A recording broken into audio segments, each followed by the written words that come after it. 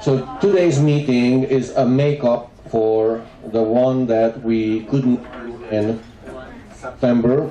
That was because of the hurricane interrupted our effort. And today's topic is intervention.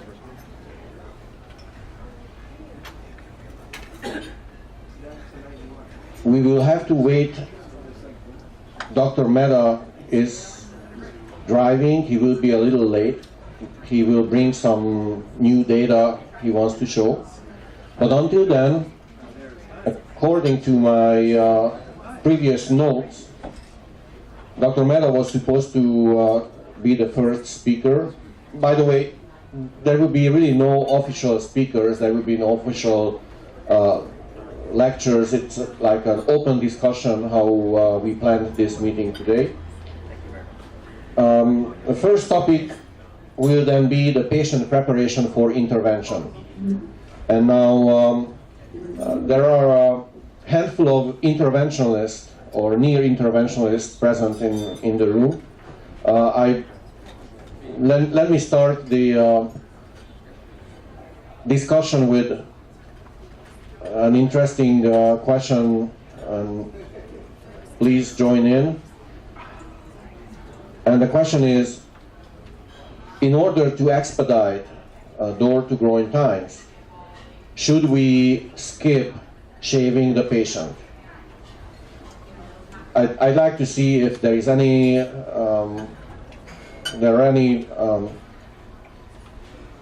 team members here who do not shave the patient.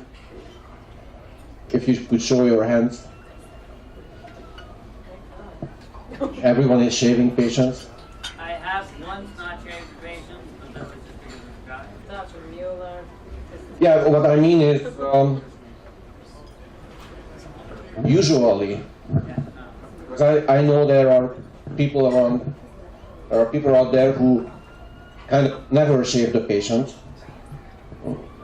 I think shaving is not the rate limiting step. The rate limiting step is really whether you do physiologic imaging or not, and whether you activate the team based on the clinical picture or whether you wait for the completion of the imaging. And so I find that there's usually one extra person that can shave while you do other things, while you gown up or do something. So I don't really think that's a measure. But I honestly think that if you don't shave, it doesn't make a difference. Are there any other steps in the patient preparation process that can be skipped in order to think about it, in order to expedite door-to-groin?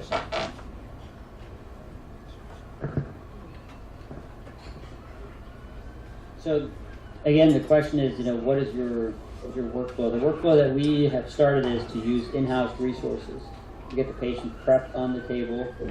So we use an ED nurse, we use an NICU nurse to get the patient situated on the table, get the patient restrained, get the patient marked for the pulses, all that stuff that has to happen before. And we have done cases where the interventional nurse actually arrives basically at time of closure. Oh, question. How far is your angio room from ED or from CAT scan?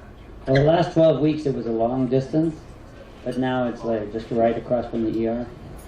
But before I was in the cath lab, so it was 100 yards or something. My other question was supposed to be then, who is moving the patient, physically rolling the patient from CAT scan to your room? The ideal workflow is you identify the patient based on the pre-alert. The interventionist is already looking at the CT. You're either already driving and getting a report that there's no hemorrhage, or you're making a decision to start driving because there's no hemorrhage and there's a hyperdense MCA, or there's a very good story. And then at that point, the team will take the patient over to the interventional lab. So it'll be the ED nurse, it'll be the NICU nurse. But did you standardize that it is always the ED nurse? Well, the ED nurse per definition stays with it, and our NICU nurse per definition, per our protocol, responds to all the stroke alerts. That's the anti-stroke scale. So we have 2 team members that will take this patient over. So you move an NICU nurse if there is every stroke alert, outpatient stroke alert. Every I mean, an EMS. Yes, Oh, every stroke. stroke alert, the anti-stroke scale is being done, and the process quality is being done by the NICU nurse at that way. But every facility has slightly different protocols. So, Okay. so it'd be interesting. Ritesh is not here because obviously Ritesh has one of the best numbers door to groin that I know. And so I don't know how exactly he does it in terms of workflow, but I'm sure he also uses ED resources to get the patient on the table. And his lab is, I think 1 floor down. Anyone, any questions regarding getting the patient to the table and prepping the patient?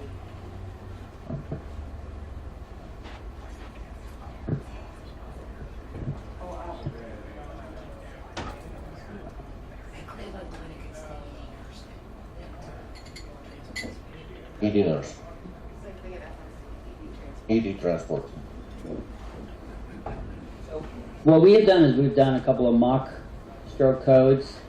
They're a little bit clumsy every time because they're not that realistic. We've learned from workflow. So for instance, when you have two different providers, you sometimes have two different technique styles. We actually have two boxes, one per provider who's on call. And we started off putting all the stuff in there. At one point we realized that putting the expensive stuff into the box is a mistake. We had one ED nurse drop a stent retriever onto the floor, which is a $6,000 mistake, or $7,000, so that really hurts, out of all the things you want to drop. But, so we have the basic tools. So we have a box where I can say to the ED staff, there's usually a nurse, there's often a technician, and then they have the NICU nurse, and then I have anesthesia that does the sedation. They come in, and I can tell that one resource, just open everything in this box onto this table. I usually open the tray. I put the sterile drape on top of the table. At St. Mary's, they actually have a ready-to-go tray. It's already covered and ready to go. I don't know what the hygiene rules on that are, but... You mean that before they go home during a regular workday, Yes. they open up a They open a tray and cover it. and then they cover it, Yes. so that when the patient arrives, they just uncover and everything is Correct. ready to go. Yeah. I think the volume is, in many centers, just too variable to really justify doing that. So we open the tray, and then we just have that one resource say, everything that's not already in the tray, open this entire box. Everything you find in there, sterilely open it. And at that time, I do the function. You use some standard equipment for your angiograms, at least when you are at home, so that your team always knows that your favorite guide, your favorite guide. I would argue every provider has sort of a go-to technique that they start off with. So you could probably standardize it in that fashion and make sure that you go to your, at least their diagnostic setup in the beginning. That, especially when you're not having CTA images. Some providers take the patient just based on the story. And that's the numbers when we have door to groins of under 45, under 30 minutes, that's when we skip CTA, we just go to the lab. Now, Ritesh is not here, but he mentioned to me the case, what he did when Maria Hurricane arrived. Right. You probably know about the case. Right. When, does he come? Do you know? I don't know. Is he going to be here? So, I don't know. I'm familiar with the case because I've reviewed it as part of peer review. We review all the interventions. Go ahead and, probably more than I do. So this is a case where a patient came in and as part of the hurricane, for some reason, even though they were technically on backup power, the CT scanners, both CT scanners were down. They had no imaging. So they took the patient who just came in as EMS was shutting down to the angio table and did a cone beam CT on the flat panel, and then did the case. And the patient had a successful mechanical embolectomy.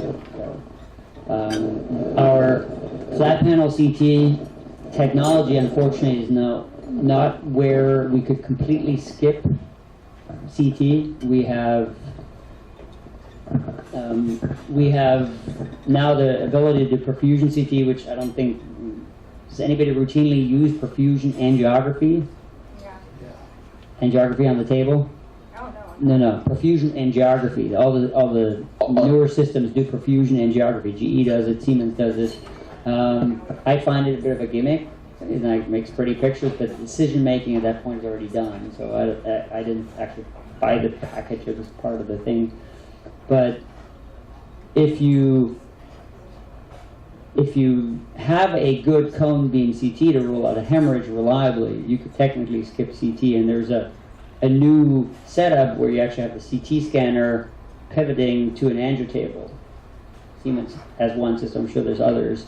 So the high volume stroke labs in the future are probably going to have a CT scanner, and the patient never leaves the table and just turns and goes into the angio suite. But that is so hard to make financially viable because you can't really use the angio table during the day and can't use the CT table during the day. So it's really a very complicated setup. So we don't have that. I'm not sure how it's going to be penetrating the market. But yeah.